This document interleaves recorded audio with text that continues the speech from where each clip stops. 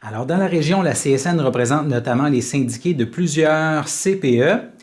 Alors que le confinement progressif s'amorce tranquillement avec la réouverture notamment aujourd'hui des garages, des centres de jardin, des magasins de piscine, leurs travailleurs qui ont des enfants ne peuvent les envoyer à l'école, ni au service de garde de l'école, ni chez les grands-parents s'ils ont plus de 70 ans. Alors, c'est pas simple comme situation. Le gouvernement a émis une directive ministérielle qui demande aux services de garde d'urgence de recevoir aussi des enfants âgés entre 5 et 12 ans dans des CPE d'urgence pendant une certaine période. Est-ce que c'est une bonne idée, une fausse bonne idée selon vos membres? Ben, nous, on croit que c'est pas une bonne idée, c'est pas le bon service, la bonne place. En fait, là, les travailleuses en CPE là, sont tous fiers de collaborer à l'effort pour sortir de la crise, là, que cette crise au Québec mondiale finisse. Là, sont toutes fiers. Par contre, elles ont peur d'être infectées par le coronavirus. Puis cette mesure-là pourrait amener plus de pourcentage à être en côtoyant des parents des services essentiels, là, ils pourraient être plus exposés à ce virus-là. Donc, nous, on croit qu'on n'est pas en accord là, avec la nouvelle directive là, qui a été émise par le ministre de la Famille, qui dit que les CPE doivent accueillir aussi les fratries, dans le fond, les frères et les sœurs des enfants qui vont en CPE, mais les frères et les sœurs qui pourraient avoir entre 5 et 12 ans. Donc, on pense que plus d'enfants dans les CPE va amener plus de risques pour la santé et la sécurité des travailleuses et des travailleurs.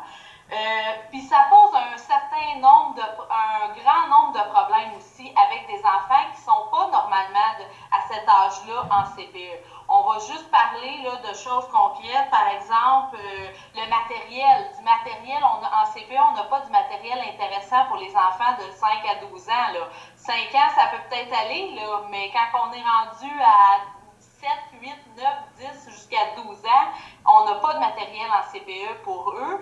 Donc là, ça fait que ces enfants-là doivent amener du matériel de chez eux en CPE. Ce matériel-là doit être désinfecté à tous les jours, hein, c'est normal parce qu'il est dans leur milieu de famille. Souvent, ce matériel-là, peut-être que vous avez des enfants, mais on sait tous, en tout cas, que des enfants de 8, 9 ans, ce qu'ils aiment beaucoup, ben, c'est leur tablette ou leur cellulaire. Ben, des tablettes et des cellulaires, c'est interdit dans un CPE. Donc là, qu'est-ce qu'on fait avec ces enfants-là? On les laisse prendre une tablette et un CPE, une tablette et un cellulaire, mais pas aux autres qui ont l'âge de la CPE. Donc, il y a quelque chose qui ne fonctionne pas.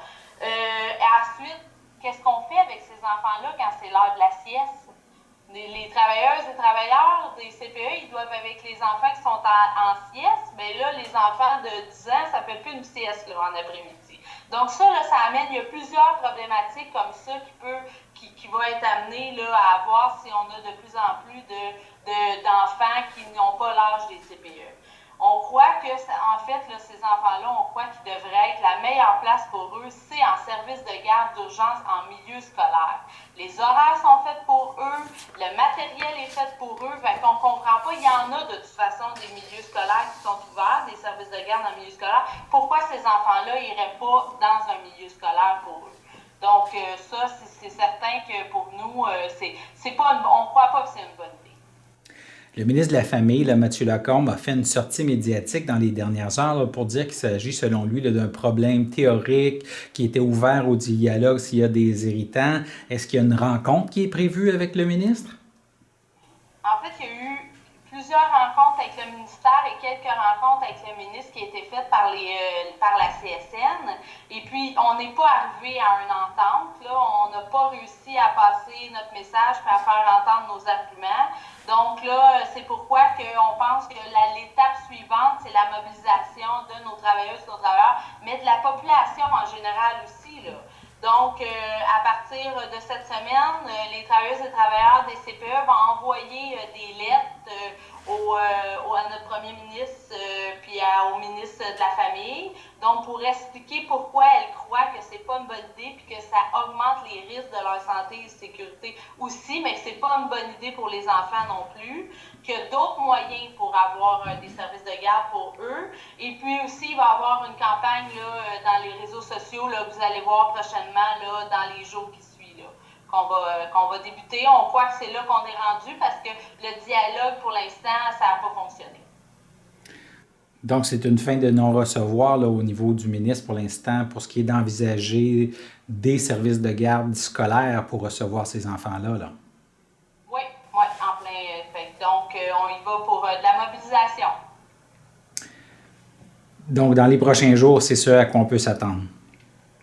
Oui, oui. Puis, il y a pas, là, on a parlé des enfants de 5 à 12 ans, mais il y a aussi l'autre problématique qu'on a amenée aussi au ministère de la Famille et au ministre, le fait que présentement, les enfants qui sont acceptés en CPE, peu importe l'âge, c'est des enfants qu'un parent sur deux travaille dans les services essentiels. Nous, le premier ministre répète à tous les jours en conférence de presse que ce qui est le plus important, c'est de rester à la maison le plus possible.